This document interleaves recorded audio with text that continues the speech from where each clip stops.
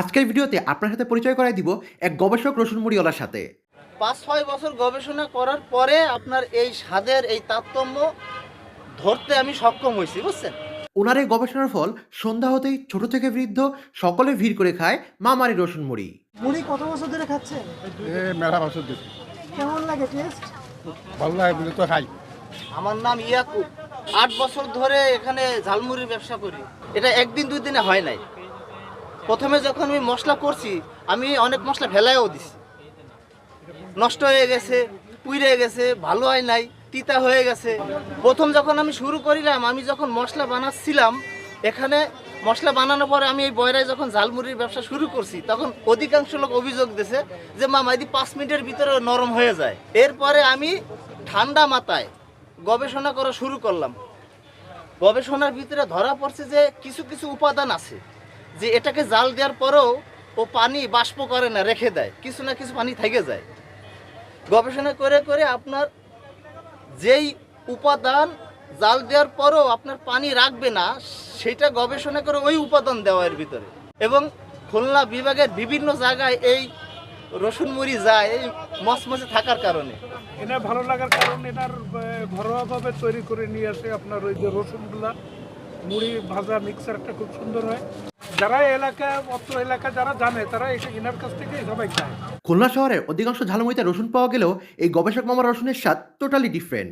এখানে একটা বল আছে, বলের উপরে সেনিথাল আছে, বলের নিচে পানি আছে, পানির সাহায্যে এই রসুনটা গরম থাকে, ভাপা পিঠার মতো। আমার এই রসুনের ভিতরে আপনার তেলের প্রভাব খুবই কম, এই কারণে স্বাদটা আরো বেশি লাগে। বাবা কেমন লাগে মুড়ি? কবে থেকে খান এটা? বহুত দিন 6 বছর আগে এই বালতি, বিশাল বালতি, বুঝছেন, 5,500 টাকা দিয়ে বানাইছি। আর এখন বানাইতে গেলে প্রায় 10,000 লাগবে। এই দেন বিশাল এই মুড়ি একবার যে খাবে তার বারবার আসতে মনে চাবে। স্বাদ গ্রাম দুটোটা ইনশাল্লাহ পারফেক্ট। ভালো জিনিস তো, খুব ভালো মজা, খুব টেস্ট। এটা মুড়ি কোথাও পাবেন না, খুলনা সিটির ভিতরে পাবেন না। মামার এই সুস্বাদু মুড়ির দাম মাত্র 10 টাকা ও রসুন মাত্র 5 টাকায় হয় সকলে খেতে পারে একদম মন ভরে। ভালোই লাগে, এই জন্যই তো ঘন ঘন আসি এখানে। এইখানের মুড়িটা এমনিতেই স্বাদ লাগে, বুঝছেন। আর এটা ধরেন আমি 1-1.5 ঘন্টাও যদি এরকম পুলিতে করে রেখে দিই, তাও এটা মনে করেন যে মানে নরম হয় না। মচমচে থাকার মূলত 2টা কারণ।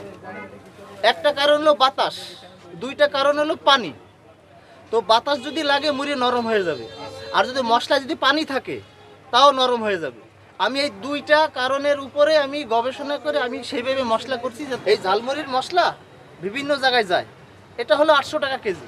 ঝালমুড়ির মশলার গ্যারান্টি হচ্ছে 2 মাস, বাহিরে রাখলে 2 মাস, নর্মাল ফ্রিজে রাখলে 6 মাস। এখানে আপনার বয়রার রসুন মুড়ি নামেই চিনে। ঠিকানা হচ্ছে বয়রা ক্লিনিকের পাশে।